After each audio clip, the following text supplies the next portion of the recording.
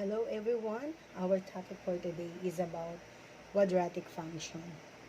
A quadratic function is a function that describes a polynomial of degree 2, meaning to say the highest exponent is 2, and can be written in the general form f of x is equal to ax squared plus bx plus c, where a, b, and c are real numbers and a should not be equal to 0.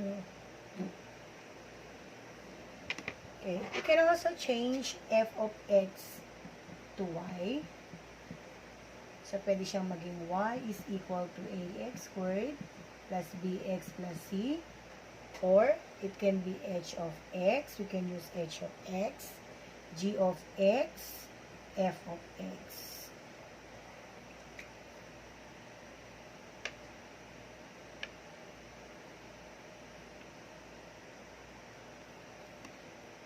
So, f of x is equal to x squared plus 2x minus 1 is an example of quadratic function. We can represent this as table of values. So, we will make a table of values.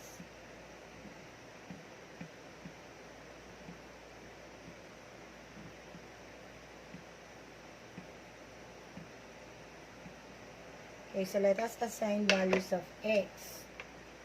Negative 2, negative 1, 0, 1, and 2. Then, let us substitute the value of x in the quadratic function x squared plus 2x minus 1 to solve for y.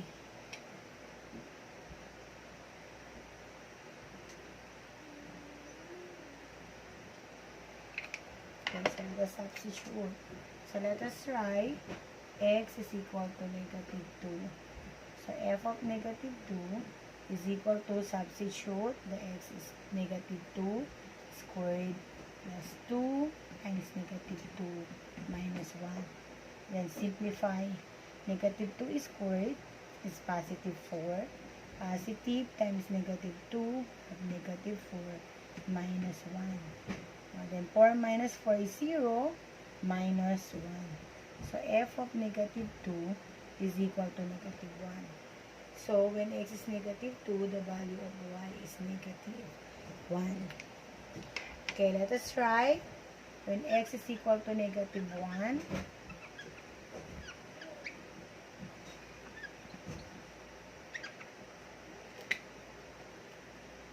so negative 1 squared is 1. 2 times negative 1 is negative 2 minus 1. So, 1 minus 2 is negative 1 minus 1. That is negative 2. So, f of negative 1 is equal to negative 2. So, negative x is negative 1. The value of y is equal to negative 2. So, let us substitute 0. So, when x is equal to 0, so we can cancel this out. So, ang matitira na lang is negative 1. So, if x is equal to 0, then y is equal to negative 1. Okay. So, when x is equal to positive 1, if x is equal to positive 1, so f of 1 is 1 squared plus 2 times 1 minus 1. So, we have 1 squared is 1, 2 times 1 is 2 minus 1. 1 plus 2 is 3 minus 1. That is positive 2. So, f of 1 is equal to 2. If x is equal to 1, the value of y is equal to 2. Then, f of 2. X is equal to 2. So, 2 squared is 4. Then, 2 times 2 is also 4 minus 1. 4 plus 4 is 8 minus 1.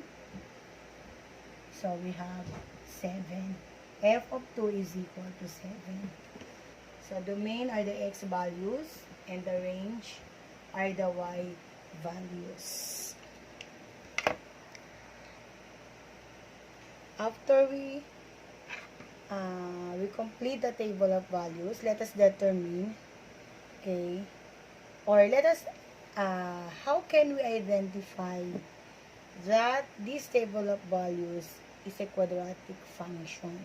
Okay, let us first get the difference of y values. Okay, meaning to say we have to subtract the values of y.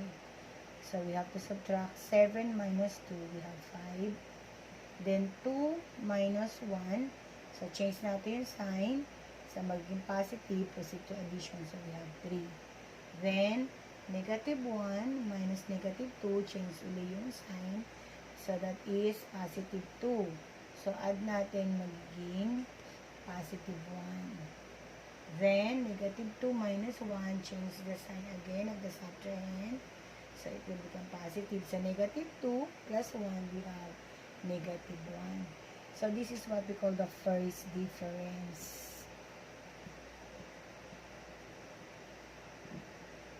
Okay, so let us get the second difference. So we have to subtract 5 minus 3, we have 2. 3 minus 1 is 2. Then 1 minus negative 1, so magiging positive. So this is also 2. So, as you can see, we have the or equal second difference.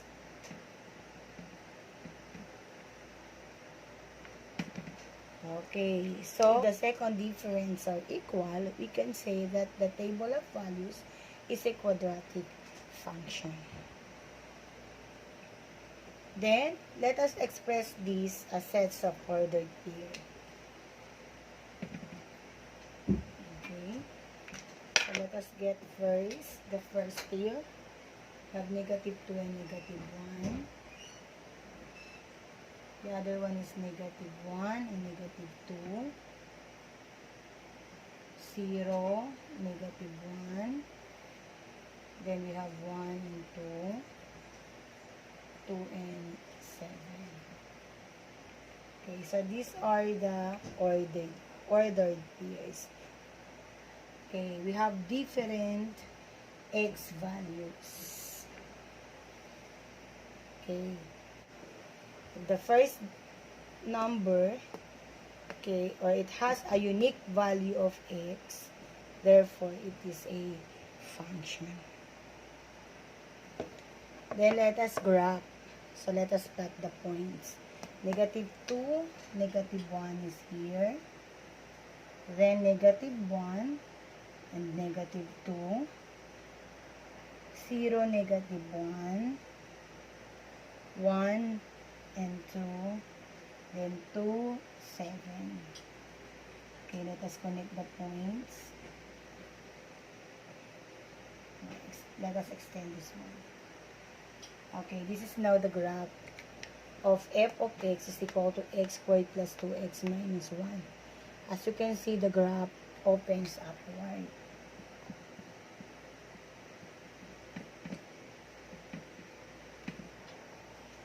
Okay.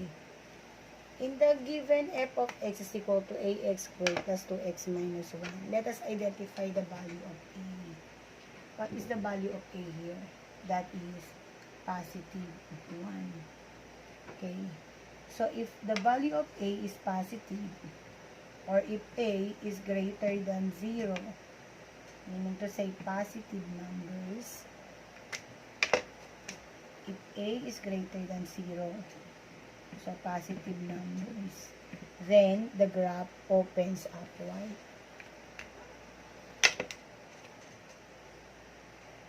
But if a is less than 0 or negative numbers, okay, the graph opens downward. So the quadratic function can be represented given the table of values, okay, the sets of ordered pair, a graph, and an equation. Thank you very much.